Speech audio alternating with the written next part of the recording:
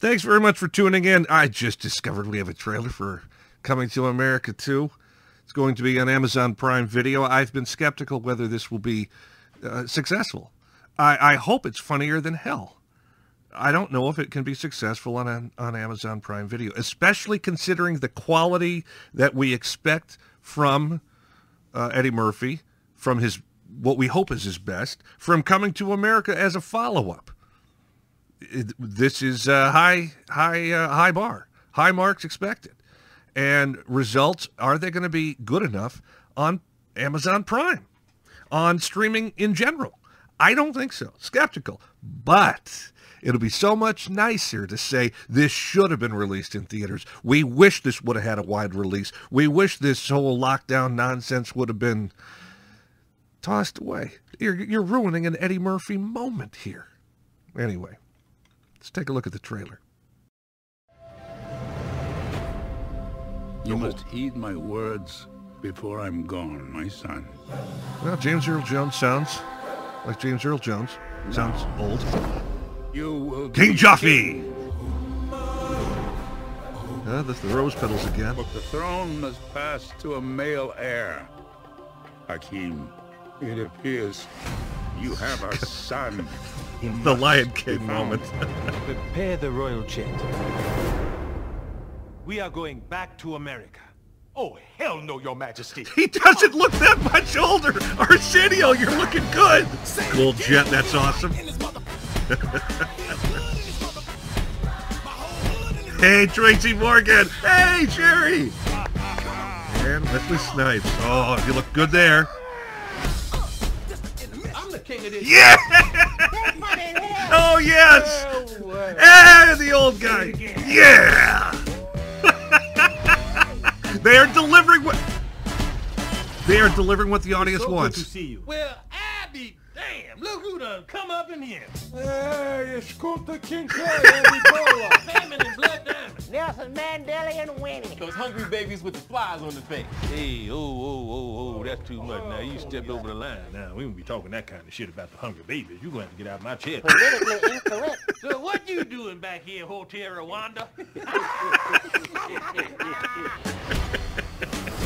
I'm back. Say it again. Oh, God. March 5th. March 5th. Good Lord.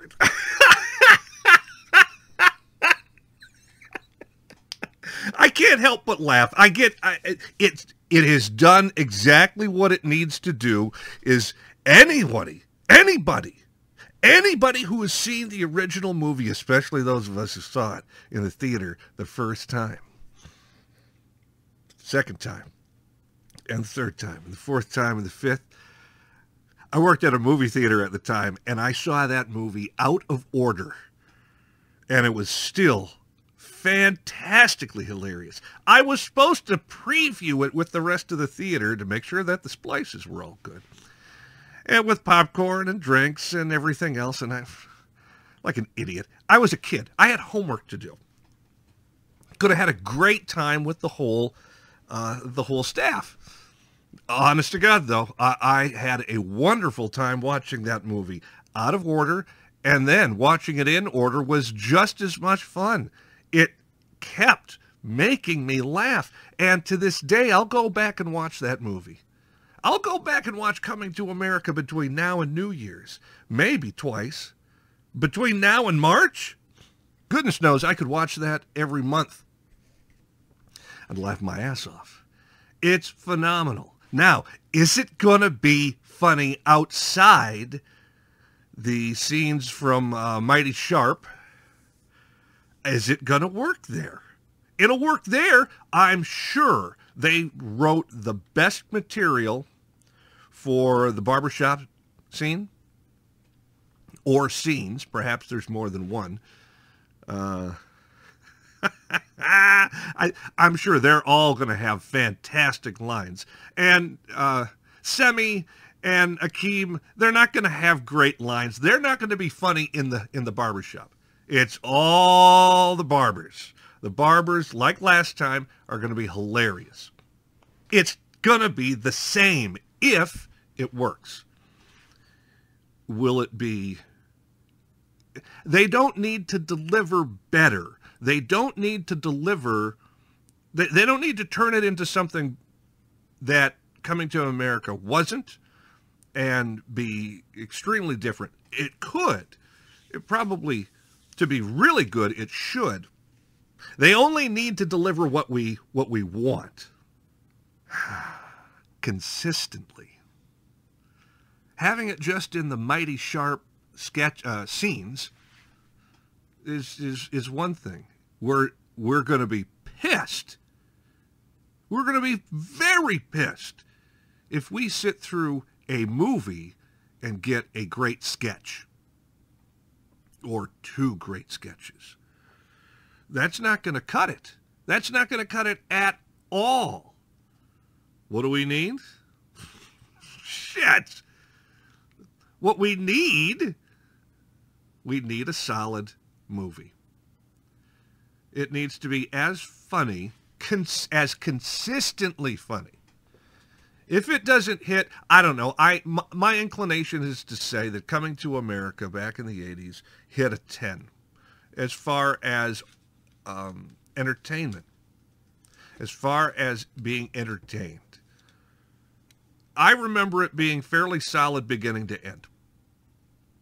It gets a little loose at the end when they resolve the plot, but it's sweet.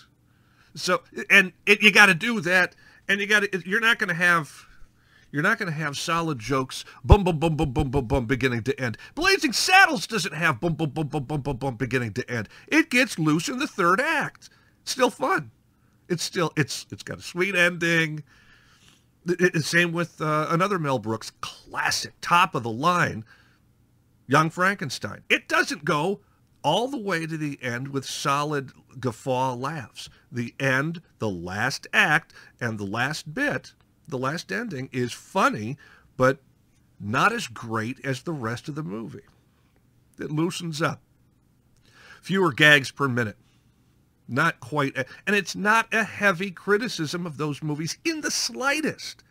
It's just the way you could do a Python and throw your gags in beginning to end and not resolve anything. And the audience would love it if you're Monty Python. Eddie Murphy could probably do it too, but he's giving a story here. Doesn't need to be a phenomenal story. The plot is simple. The plot is the coat hanger that everything else is there for. It's sustained by the coat hanger format. It's not a criticism. It's the facts. The first one's a good movie. Fun movie. As a movie, I don't know, I'll give it an 8. Solid 8. Solid 8. I might even give that a 9. Entertainment value, I think you get 10 out of 10 for Coming to America. Entertainment value, I think you get 10 out of 10 in Blazing Saddles, in Young Frankenstein, in Some Like It Hot, in Fish Called Wanda. I think they satisfy. And those movies also, they have a looser, weaker, I don't know if weaker is the right word, but it's a looser, less sustained third act. I don't just want it to be an entertaining movie. I don't just want it to be a successful movie. I want it to be a massive hit, and we aren't going to get that. I hope I'm wrong. Please let me be wrong. This is I'm not saying this to be right. I can't imagine. Have we had massive successes like this to the level of the movie Coming to America, streaming wise? Is maybe I just don't understand the new format, the new world, and it's entirely possible. I'm old. The long and the short of it is I wish every success to Eddie Murphy, to his cast, to the entire crew of the film. I hope this thing sails. I hope this is the thing that absolutely breaks the internet. I hope people can't stream it because it's so damn successful that everybody is watching it. This would have been awesome for Christmas. It's the type of film, comedy and all of that, that years ago growing up, my cousins and I, after being at our grandmother's or some aunt and uncles, afterwards we would have said, well, we're going to go see a movie, right? Because we always do. It wasn't, so much are we. It's what time. We're about ready to go now, right? What are we going to see? The question was, what are we going to see? And if it was this, we would have been there in a New York minute. And we would have laughed. And, you know, my grandmother, you know, had she been alive, she would have probably loved it. She probably would have loved it. She probably would have been able to do without so many Effenheimers. She probably would have said, maybe she would have said the language was a little strong. But I think my grandmother would have been cackling away, laughing her ass off. Because this movie touches everybody. Well, the original movie. And if it works, this movie will too. Eddie, Merry Christmas, Happy New Year. May the best of luck find you. Buona Natal, Buona Fortuna. You folks take care.